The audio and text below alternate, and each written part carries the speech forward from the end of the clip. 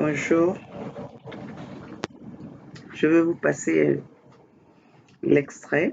Je vais vous passer l'extrait et puis après je vais continuer. On va commencer notre causerie de ce matin et nous allons commencer notre mobilisation, notre réveil de conscience comme d'habitude. Nous sommes là pour vous, nous sommes là pour éveiller nos consciences, réveiller notre peuple, éduquer notre peuple, les peuples africains, parce que nous sommes, l'heure est grave et nous sommes à la lutte, nous sommes dans le combat et nous ne pouvons pas baisser les bras, nous ne pouvons pas fléchir, nous ne pouvons pas prendre le temps de recul. Donc vraiment, nous sommes toujours là pour venir informer notre peuple. Mais aujourd'hui, avant que je continue, je commence mon message de ce matin.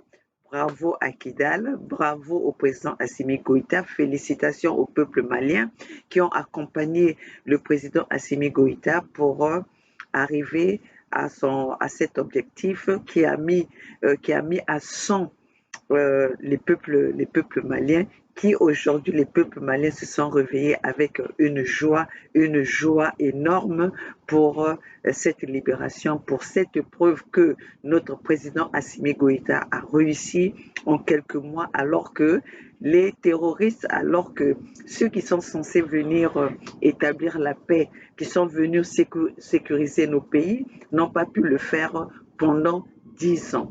Donc avant ça, vous savez, avant ça, nous avons tous entendu comme quoi, sans eux, le Mali n'existerait plus. Mais là, ça fait quand même et ça fait 2 ans que notre brave Dine Assimi Goïta et son gouvernement ont pris les choses en main, ont pris leurs responsabilités, ont pris leur courage d'homme avec un grand H pour libérer leur peuple, pour protéger leur peuple. Voilà, nous arrivons à un résultat qui nous satisfait tous, qui nous réjouit tous.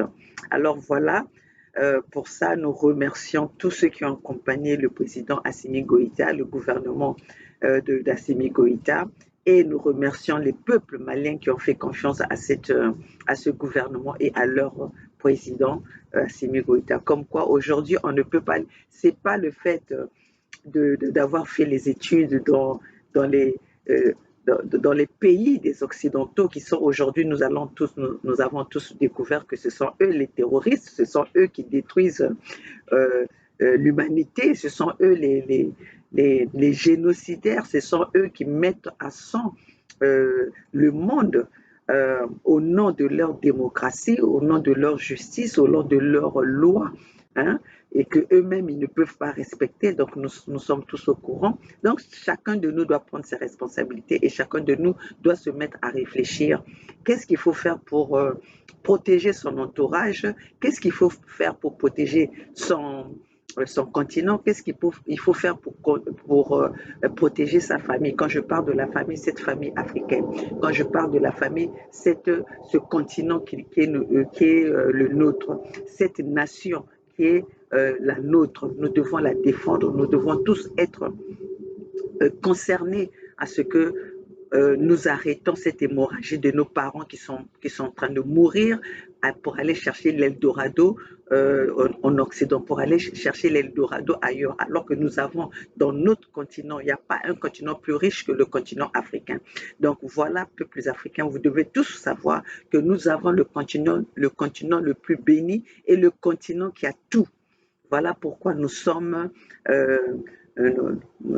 enviés, voilà pourquoi nous sommes exterminés, voilà pourquoi on veut nous aliéner, on ne veut pas que nous soyons informés, que nous sachions ce que le beau cadeau que nous avons en nous, en nous chassant de nos terres pour que nos terres soient remplacées par les étrangers, par d'autres races. Alors voilà, pour ça, vous savez que Maman Olga est toujours là pour venir réveiller vos consciences.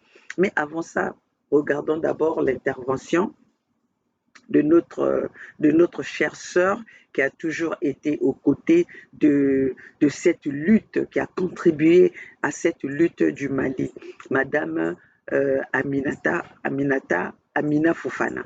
Alors, écoutons-la. Et puis, je viendrai pour refaire pour ajouter ce que je peux et euh, dire, bon, ajouter ce que je peux dans ces propos parce que je pense que vous avez tous suivi son intervention à Afrimédia parce que nous savons qu'Afrimédia c'est une plateforme médiatique que beaucoup d'Africains aujourd'hui regardent. Donc, regardons un peu ceci. Ah, c'est ça. Et puis, nous allons continuer. Qui a duré 11 ans, qui a fait 11 ans de carrière, qui a duré pendant 11 ans. Donc, je m'incline devant la mémoire des victimes militaires et civiles et je leur présente mes condoléances les plus attristées à leur famille. Et je sais que l'État malien ne va jamais les oublier. Nous voyons comment les familles des victimes tombées sur le champ de l'honneur sont prises en charge ici sur le terrain par le dit président patriote Assimi Goïta. Donc aujourd'hui, je disais, c'est un grand jour. Le 14 novembre, c'est un grand jour et que c'est un jour que je vais vraiment, dont l'importance sera soulignée ici en bonne et due forme. Je salue la bravoure de tous les femmes. Je salue la bravoure du digne président patriote Assimi Goïta, plus les 5 colonels, plus tout le gouvernement, plus tous les CMT, parce que quand je dis le digne président patriote Assimi Goïta, il s'agit de tous ses compagnons d'armes qui sont aussi patriotes que lui. Donc ça, c'est quelque chose à saluer.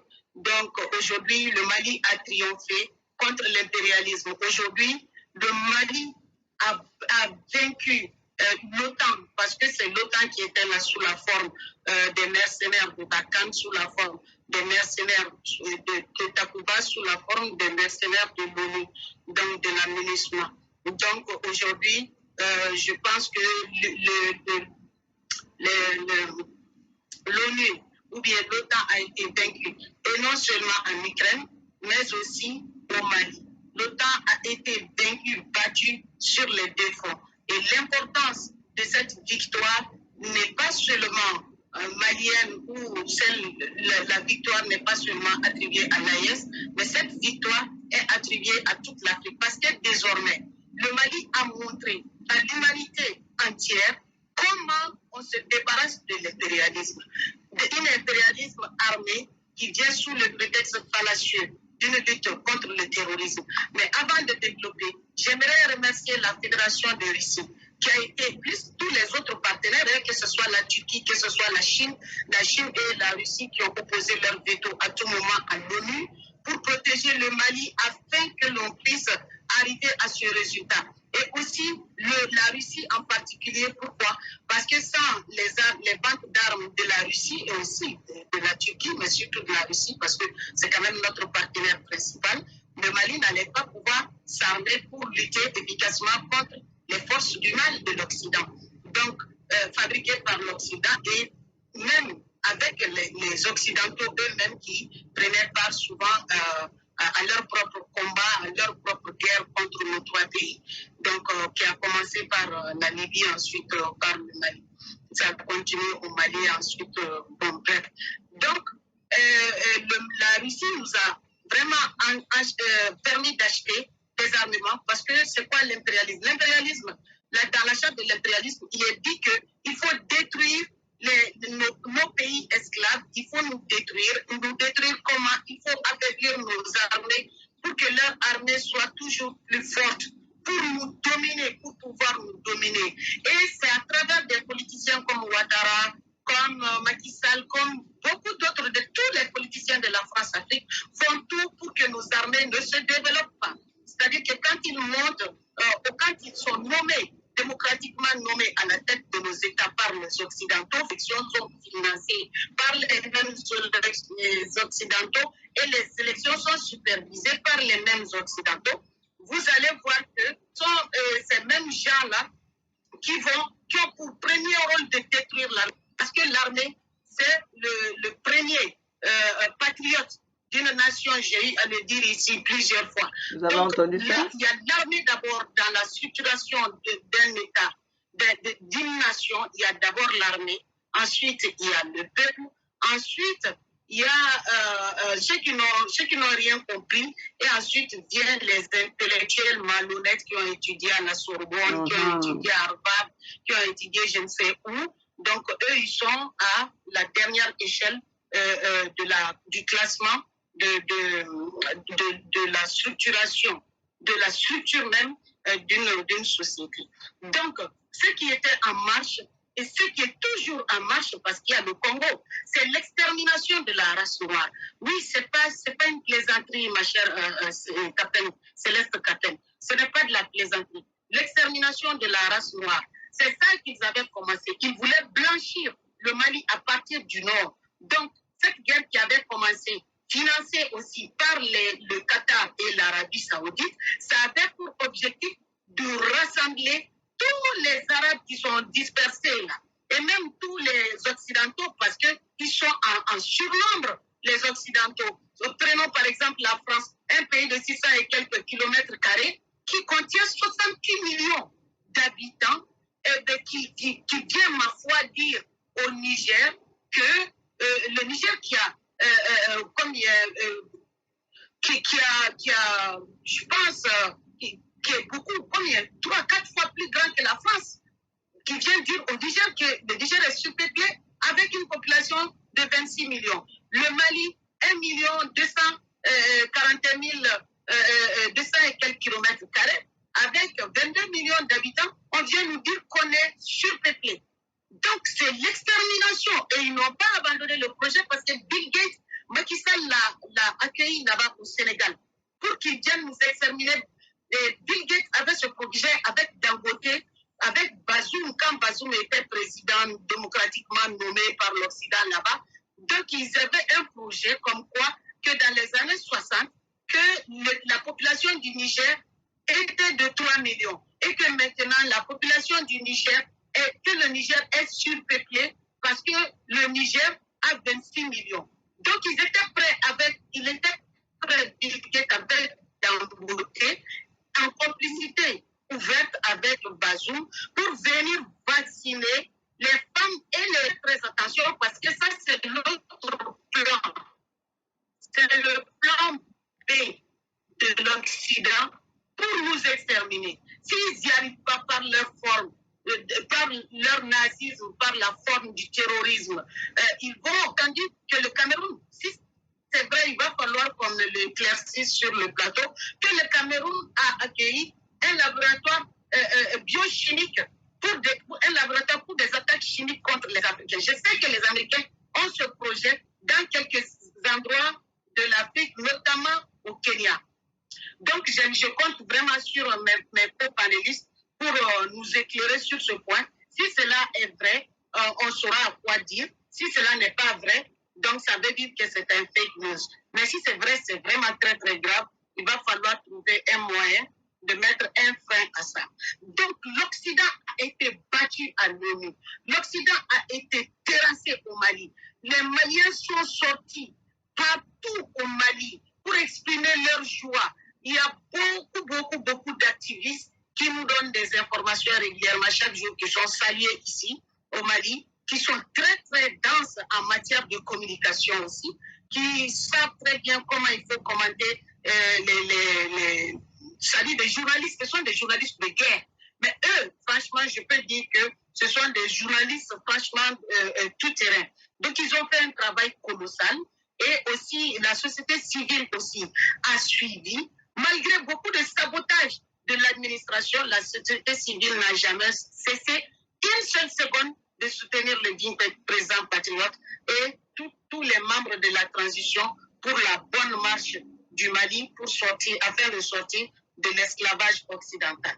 Donc l'Occident, c'est-à-dire que c'est l'extermination de la race noire qui a été freinée comme ça. Ce que ça veut dire que les Africains ne sont plus obligés de s'asseoir pour regarder leur président les exterminer via l'Occident, tel que Tshisekedi est en train de le faire, tel que Tshisekedi, on va en venir, veut être complice avec l'Occident pour diviser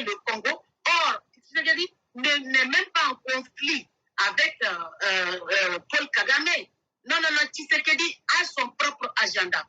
Donc, la poudre aux yeux que Tshisekedi est en train de faire là.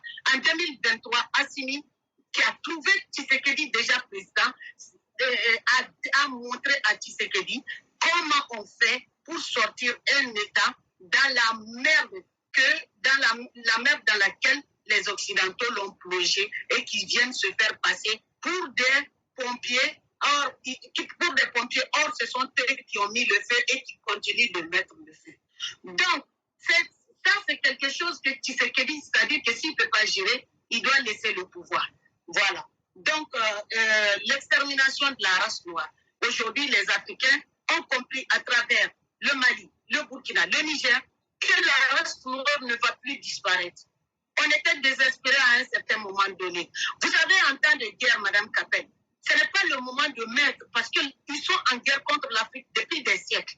Ce n'est pas le moment de parler de démocratie ou d'élection ou de je ne sais pas quoi. Ce n'est pas le moment. Il faut mettre les militaires patriotes à la tête de nos États si on ne veut pas que notre continent disparaisse.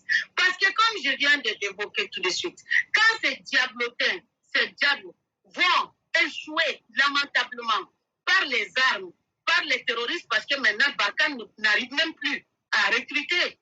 Parce que avant, ils prenaient de l'argent et venaient tuer les gens comme ça dans les missions clandestines, dans les missions de l'ONU, accompagnés toujours de ces pays africains comme le Tchad, comme le Sénégal, comme des contingents comme pour Ouattara, pour aller faire la mise à mort des civils dans les autres pays sous la bannière du casque bleu, en réalité, qui est un casque rouge. Donc, les Africains doivent vraiment faire attention à enlever ces politiciens qui veulent nous conduire tout droit dans la gueule du loup et pensant qu'ils vont préserver leur clan, ils vont préserver, ils n'ont aucune ambition, ils n'ont aucune vision pour l'Afrique. Il s'agit de notre destin commun. Et c'est pour ça que lorsque on a passé tout notre temps ici à expliquer aux Africains qu'il faut se lever pour que ces présidents dégagent, ma foi, je ne sais pas qu'est-ce qui retient la jeunesse africaine. On n'est pas obligé qu'ils financent notre mort parce qu'ils sont les premiers. S'ils doivent faire la mise à mort des Africains, c'est là où ils vont dépenser sans regretter, sans même compter. Exemple, ils sont encore en train de négocier avec la Tunisie pour faire couler nos bateaux. Ils sont en train de négocier avec l'Algérie et tous les pays en bord de mer, là, pour tous les pays, pour tous ces pays-là, et sur les déserts, pour continuer à tuer notre jeunesse. Mais pour ne pas partir à l'aventure, il faut que ça change de l'intérieur. Donc, si on ne dégage pas les présidents inutiles qui ont confisqué notre avenir, dont les enfants voyagent par jet privé, ou bien les enfants voyagent par avion, ils ont c'est pas des visas, ils ont des titres de séjour ou bien de nationalité, tandis que eux, les politiciens qui sont comme ça, envoient nous, nos enfants, les enfants des pauvres, à la mort. Et pendant ce temps, non seulement l'Union européenne finance des pays comme la Tunisie, comme l'Algérie, comme le Maroc, comme tous ces pays-là, la Libye, etc.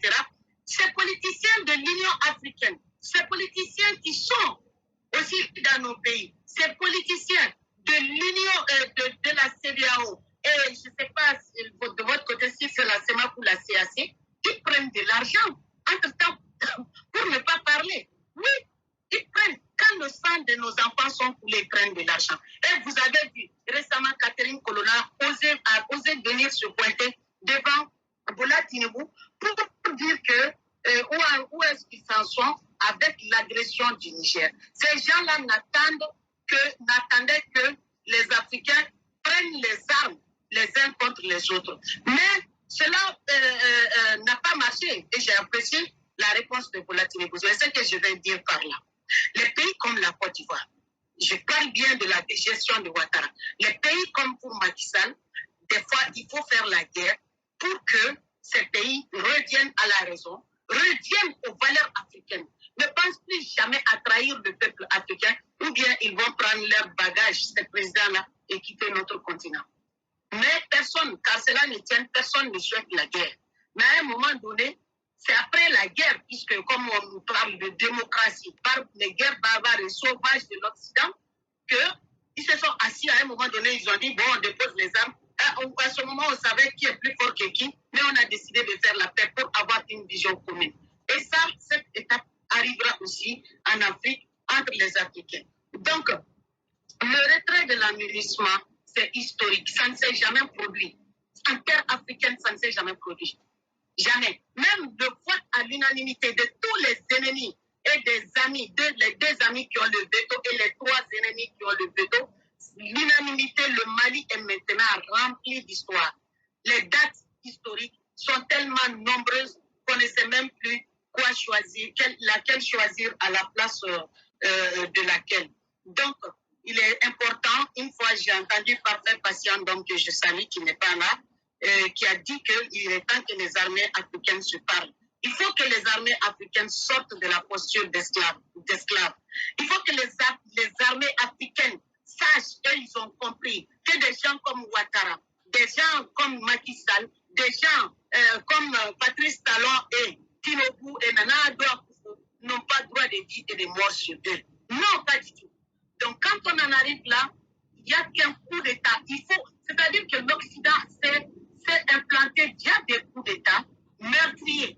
L'Occident a tué tous nos présidents patriotes. Donc, pour y remédier, il faut faire des coups d'État. Et juste là, Dieu merci, les coups d'État se passent très bien. Alhamdoulilah, il n'y a pas d'effusion de sang. Voilà. Donc, il n'y a pas eu de barbarie, il n'y a pas eu d'effusion de sang. Comparé, ce n'est même pas des coups d'État. C'est l'Occident qui appelle ça par des coups d'État. Ce n'est pas des coups d'État. C'est le processus de la libération de l'Afrique, de l'occupation occidentale, qui avait pour objectif d'exterminer la race noire pour venir occuper nos ressources et venir occuper nos terres. Parce qu'ils sont en surpeuplement, c'est eux qui devraient diminuer, c'est leur nombre qui devrait diminuer, et ce sont eux qui disent que l'Afrique, c'est 1,4 milliard de personnes, que c'est trop. L'Afrique, c'est un continent.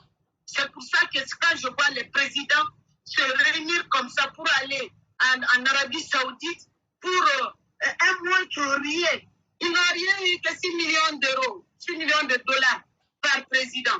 Et on dit que le truc a été reporté. Vraiment, moi je ne suis pas d'accord avec ça. Par exemple, l'autre jour, il y a l'Union européenne qui a formé, les députés de l'Union européenne qui ont, d'ailleurs, le président de l'Union européenne, ils ont formé une délégation pour venir voir le président du Niger.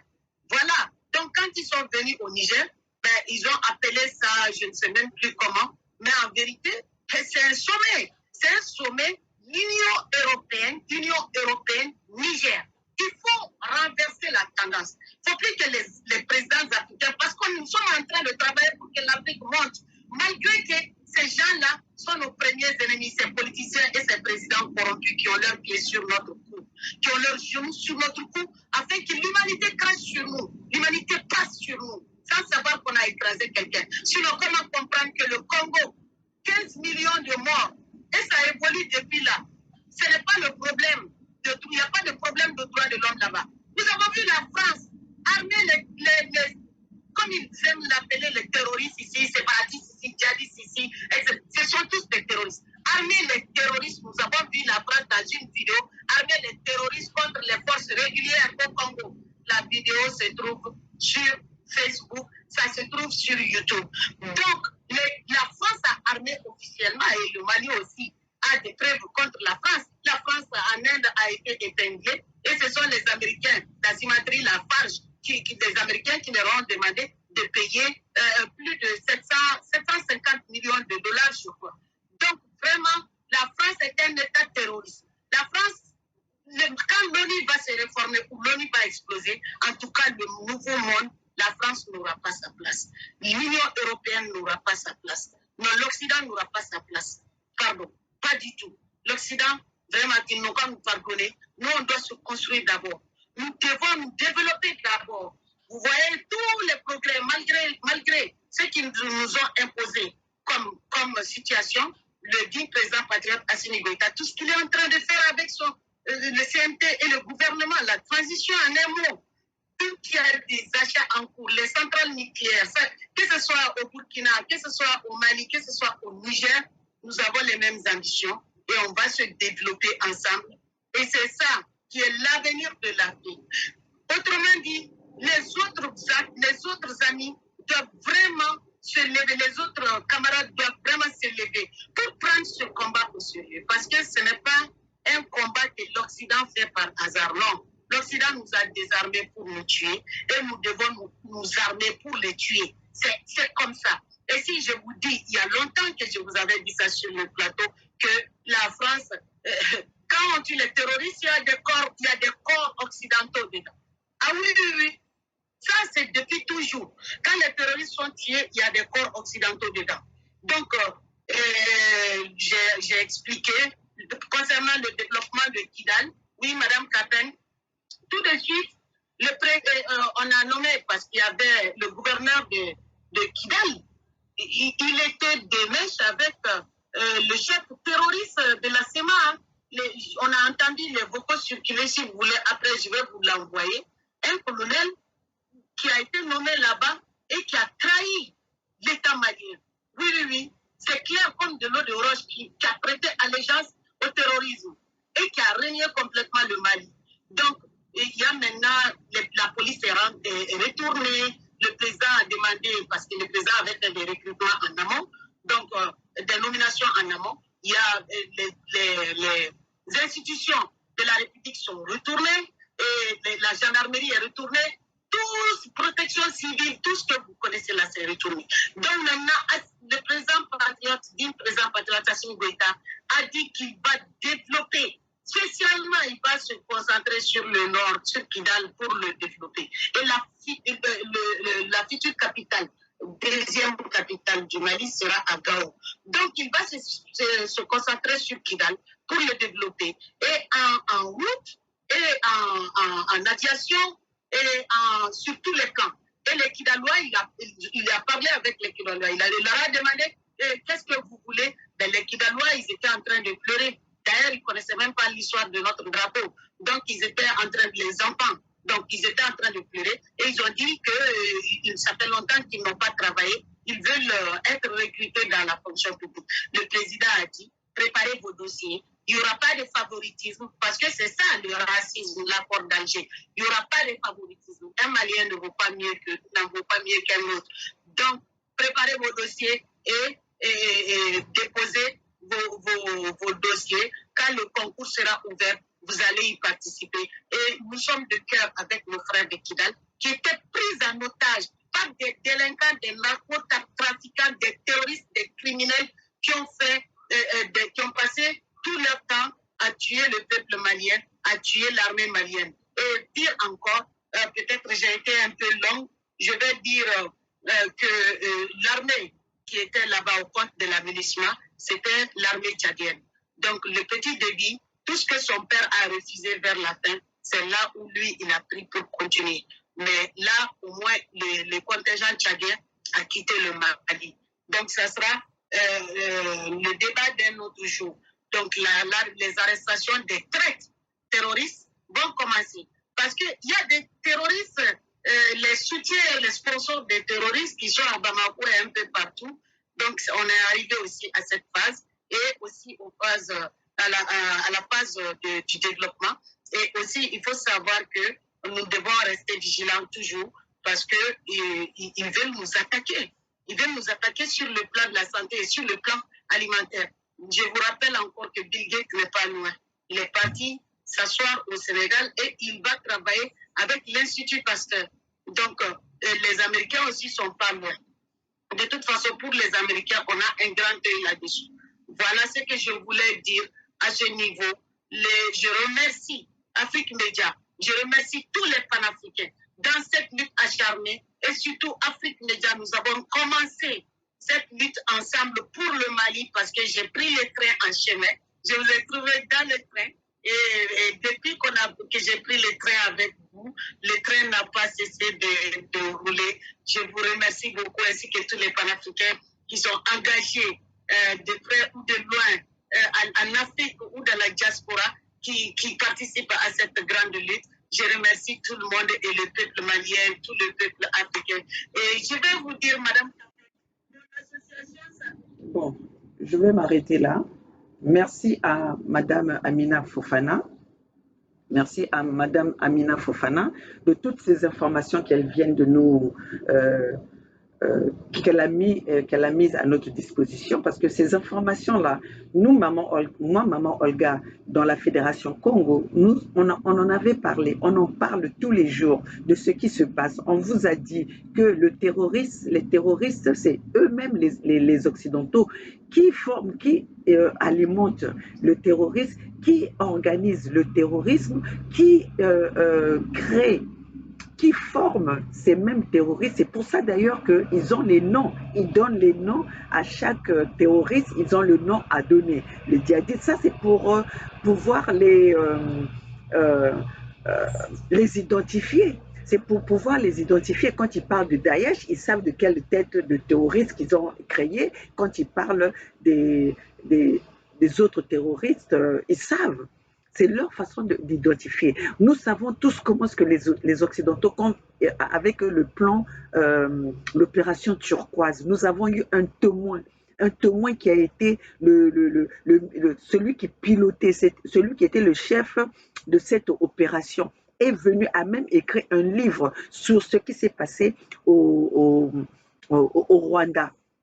Mais dans ça, il y a eu Kagame dedans. Mais aujourd'hui, Kagame, c'est celui qui est le chouchou des Occidentaux. C'est à Kagame qu'on donne qu'on accorde tous les prêts, qu'on accorde toutes les armes possibles pour aller en guerre avec qui? Pour aller détruire l'Est de la RDC. Mais pourquoi cette partie de la RDC? On ne veut pas la tranquillité de cette partie de la RDC à l'Est de la RDC. Pourquoi Mobutu a été même destitué? Parce que Mobutu, quand il était là, il protégeait. On peut dire tout sur Mobutu, mais on n'a pas vu autant de Mobutu, on n'a pas vu ces viols, on n'a pas vu ces actes atroces que nous sommes en train de suivre aujourd'hui. Mukwege n'existait pas pour aller réparer les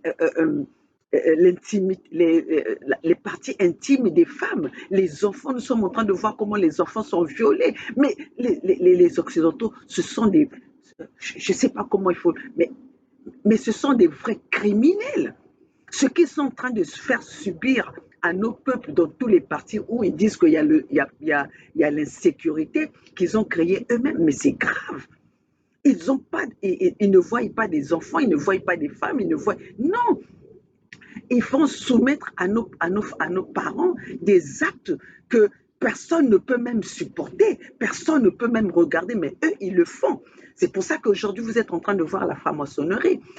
Les gens qui sont là à promouvoir les relations entre hein, que je ne vais pas dire entre. Pourquoi? Ils favorisent ces relations, mais ils sont en train de bannir des relations de polygamie. Voyez comment est-ce que ces gens-là, ils sont. Et les républiques aujourd'hui, quand nous parlons des républiques, les républiques sont formées d'une façon de domination. Et pourquoi? Ils savent eux-mêmes à quoi ils vous font subir, à quoi ils vous font passer pour que vous ne soyez plus crédibles, pour que vous soyez à leur disposition. Maintenant, passons à ce qui concerne la RDC. En ce qui concerne la RDC, Félix Tshisekedi est complice. Félix Tshisekedi a cédé l'Est de la RDC pour conserver son pouvoir. Félix avait signé des contrats, avait signé des accords de donner cette partie de la RDC, là où il y a toutes les richesses, là où les gens dorment, marchent, piétinent les richesses, les minerais.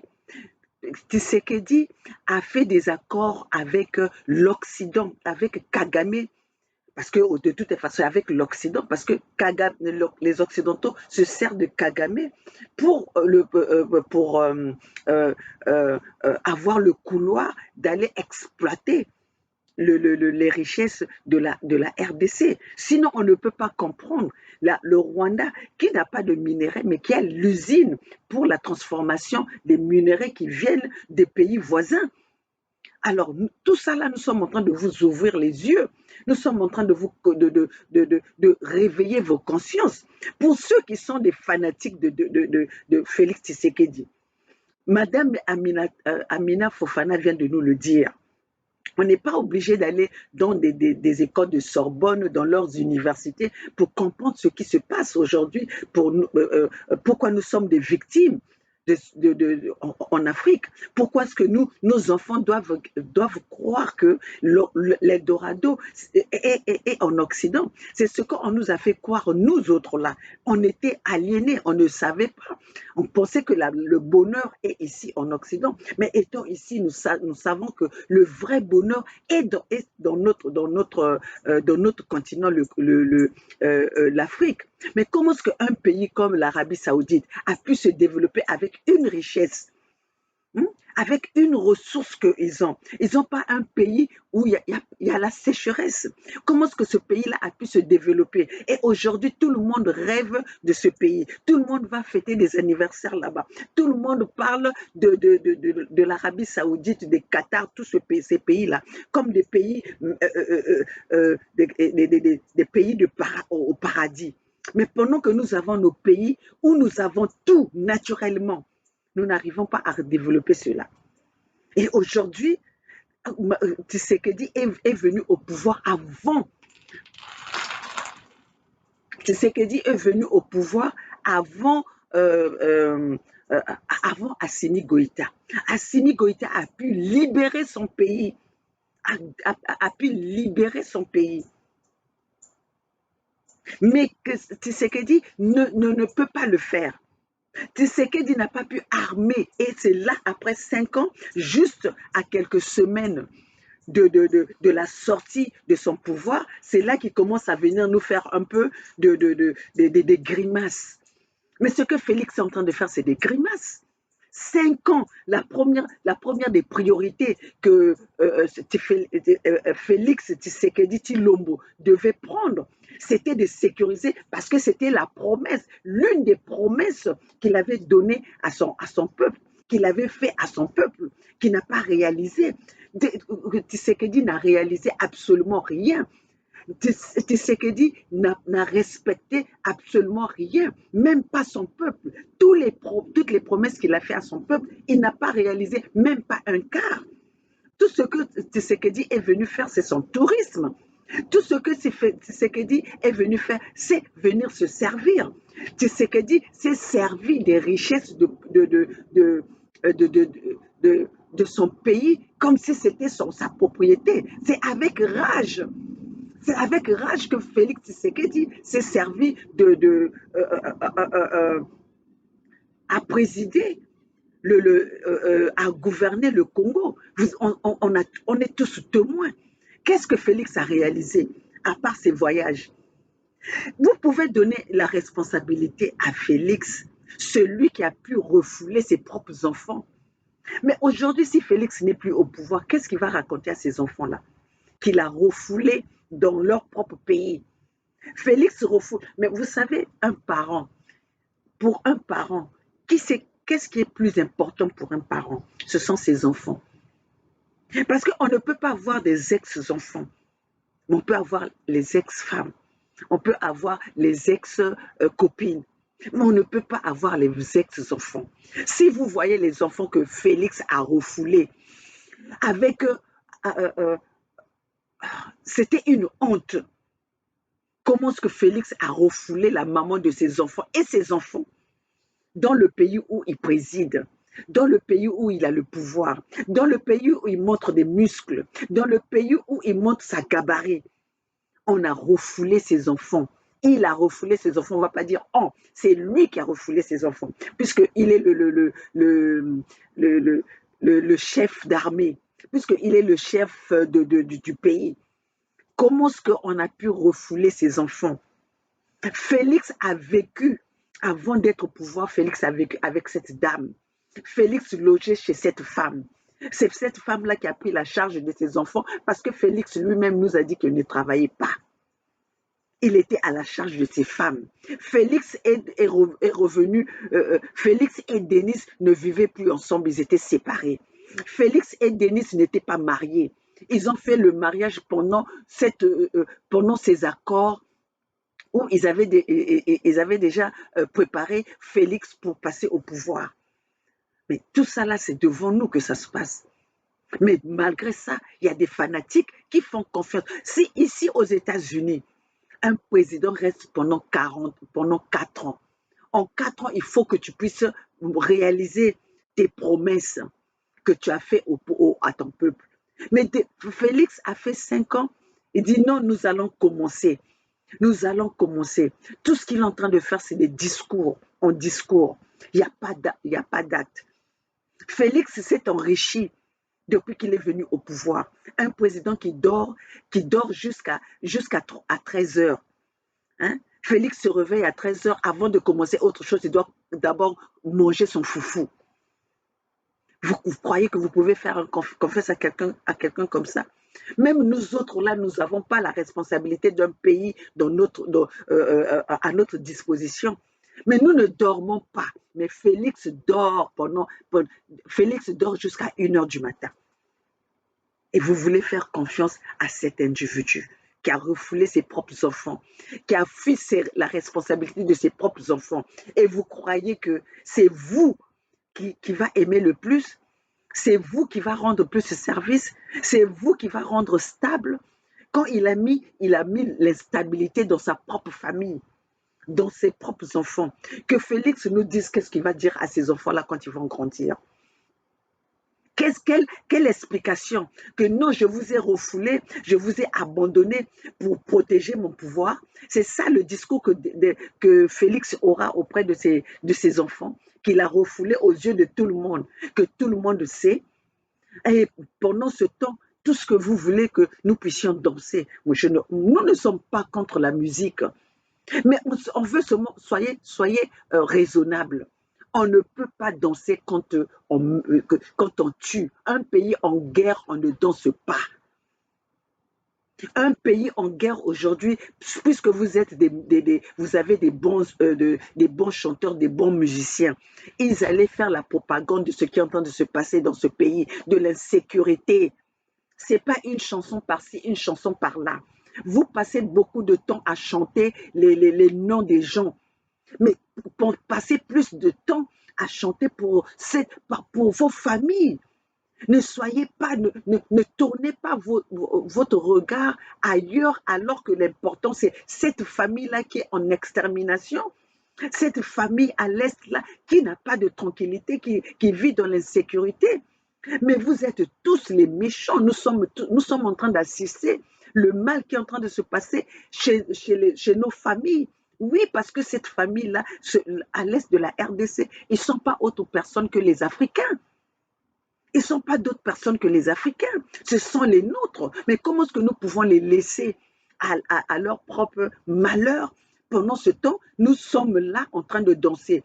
Quand il s'agit de faire des manifestations, de suivre les musiciens, c'est 1 million de personnes qui sortent. Mais quand il s'agit de cette cause-là, de sauver nos parents, de sauver l'humanité, une partie de l'humanité qui est en danger, on ne voit que quelques personnes, mais soyons quand même, soyons solidaires. Soyons solidaires. Félix, c'est un opportuniste. Félix n'a jamais été n'a jamais été pendant que son père faisait son père était dans l'opposition. Félix est arrivé à la fin. On a commencé à parler de Félix quand son père est décédé. Question de nous faire comprendre qu'aujourd'hui, quand il y a quand il y a un parti politique qui existe, le papa meurt, c'est le fils qui prend le pouvoir. En fait, c'est ce qu'on nous a fait comprendre aujourd'hui. Félix était un opportuniste. Et quand il y a eu les parents, son père mené était dans l'opposition. Ici, à Los Angeles, nous avons vu les gens qui étaient là, les Balouba qui étaient dans ce parti politique. Mais le directeur de campagne de Étienne Tshisekedi, aujourd'hui, Félix ne le regarde même pas. Qu'est-ce que Félix a donné comment est-ce que Félix a récompensé toute cette équipe qui avait accompagné son père dans cette opposition? C'est quoi? C'est pas les jeunes là que vous êtes en train de voir venir parler, oui, nous avons fait 37 ans. Même ceux qui ont moins de 37 ans disent, nous avons fait 37 ans de lutte. Non, il y a eu des gens qui ont travaillé à ce que, UDPS soit même connu ici aux États-Unis. Nous autres, là, les mamans Olga, nous avons contribué.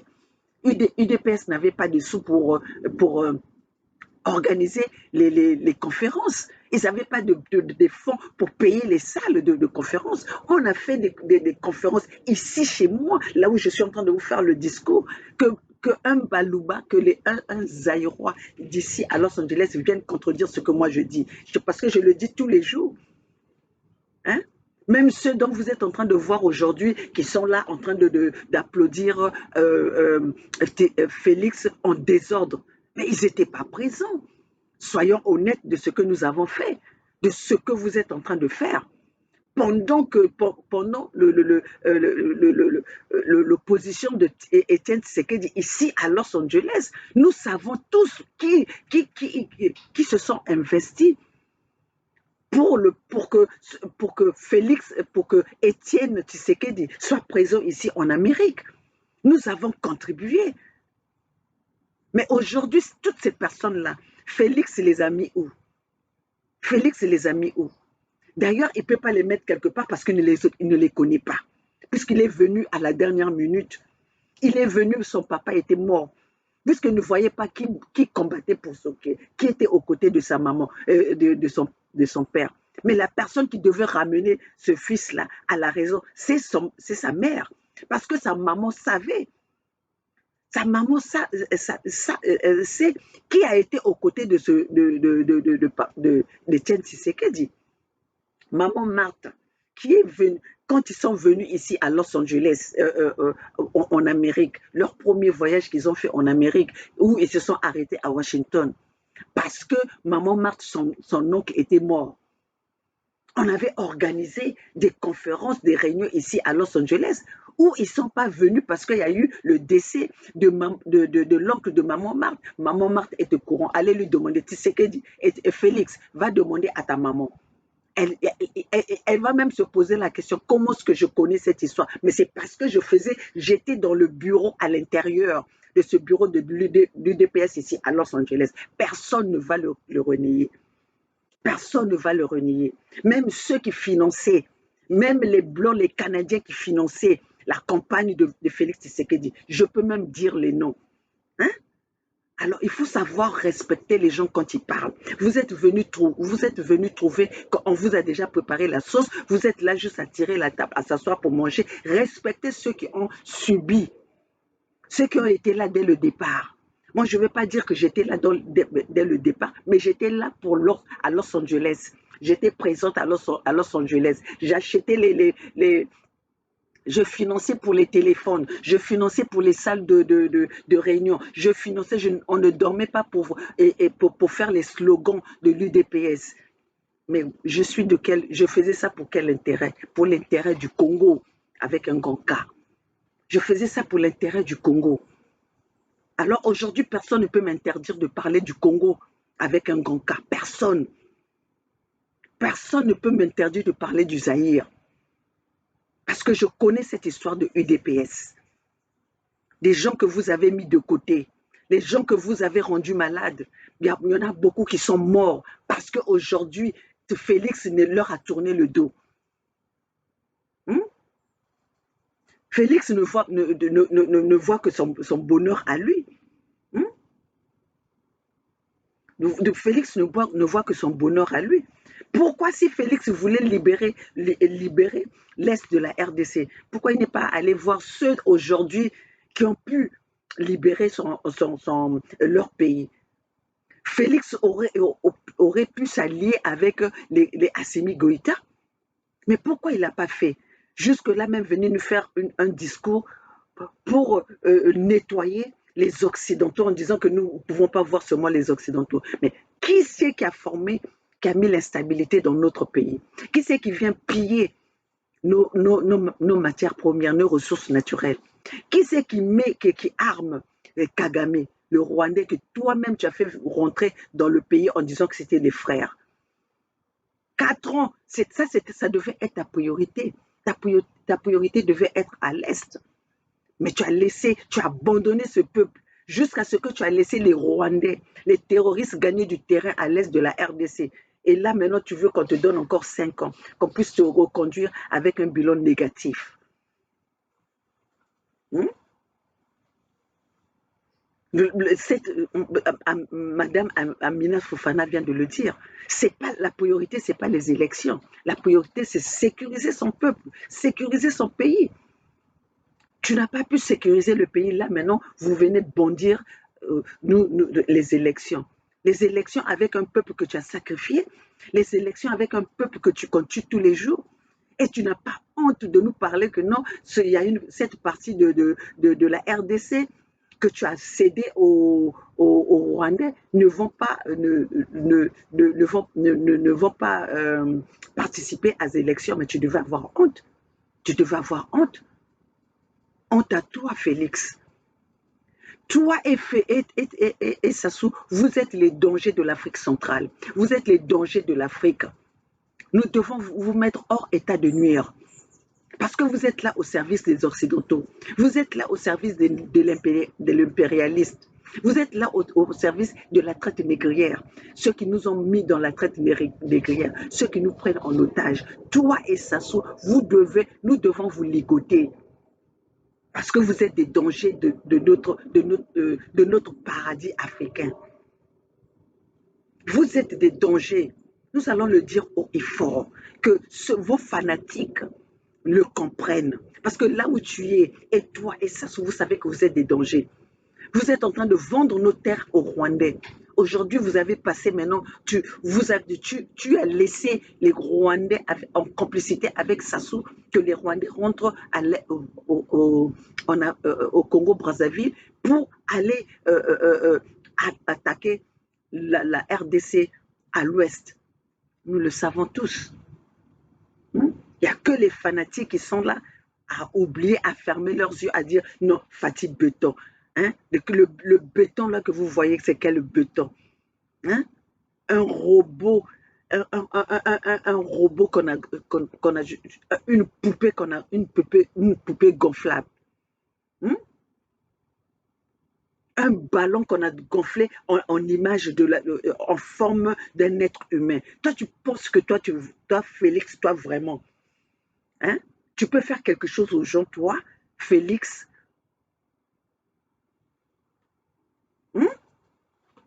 On doit vous dire les vérités.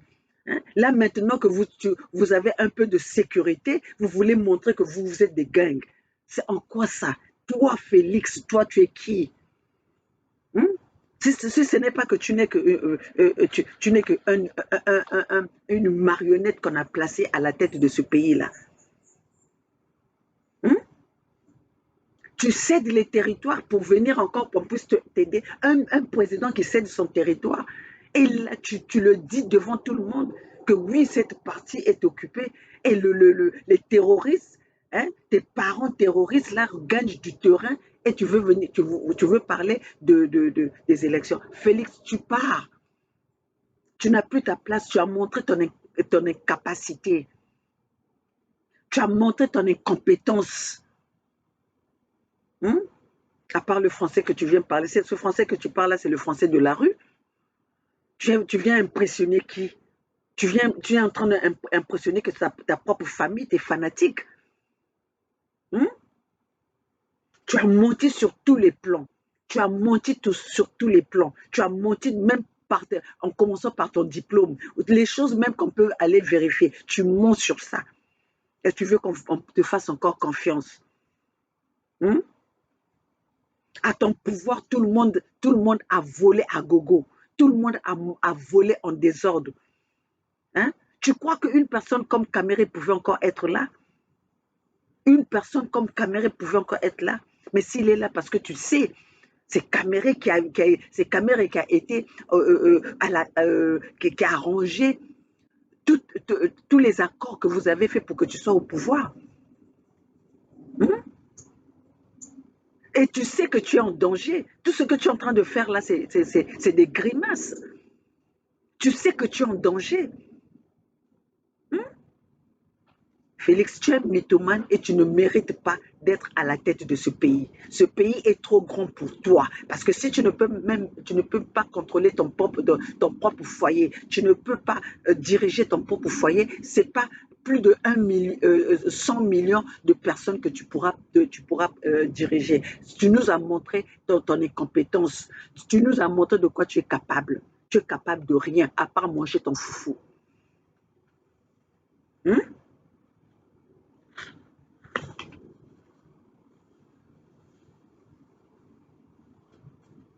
Tu es capable de rien. Là, moi, tu es toujours en train d'observer une minute de silence pour d'autres pays, pour d'autres mondes, mais pour ton propre pays, tu n'as jamais fait ça. Là, Mwanantsemi vient de mourir. À aucun moment, tu as observé une minute de silence pour lui, malgré dans toutes les réunions, dans toutes les conférences que tu vas. Hein? Et si aujourd'hui Mwanantsemi est mort, c'est toi qui l'as emmené à la mort. Hein? C'est toi qui as sacrifié Mwanantsemi. Toi, qu'est-ce que tu as donné? Qu'est-ce que tu as apporté à ce peuple-là? Qu'est-ce que tu as apporté au peuple Congo? Qu'est-ce que tu as apporté aux Aïrois? Toi, en 5 ans de pouvoir, qu'est-ce que tu as apporté à ce peuple-là? Pour qu'on puisse dire, oui, tu as emmené ceci. Toi, tu penses qu'un pouvoir s'arrête à des routes? La vraie priorité, tu as laissé pour aller construire des routes? C'est quoi ces routes-là? Nous sommes en train d'entendre et voir. Là, même Kinshasa est devenu, c'est chaotique. C'est chaotique. C'est pas en allant nettoyer à gauche et sacrifier la droite que vous venez nous dire que non, tu as fait. Il n'y a que des cons qui peuvent comprendre, qui peuvent assister à cela. Hmm? Vous savez, les Américains disent ceci. Si tu te fais avoir la première fois, c'est une erreur. Tu ne savais pas. Mais si tu te fais avoir la deuxième fois, shame at you. Ça veut dire que c'est toi qui es bête. C'est toi qui es idiot. Donc, vous les Aïrois, ne vous laissez pas prendre, ne vous faites pas avoir en disant qu'il va venir réaliser les choses pour donner lui encore une chance. Le pouvoir, ce n'est pas une chance. Le pouvoir, c'est des actes. Le pouvoir, c'est ce que tu fais, ce que nous voyons. Ce n'est pas une chance. Hein? Vous avez tout transformé. Vous lisez la Bible, mais vous la transformez mal. Hein?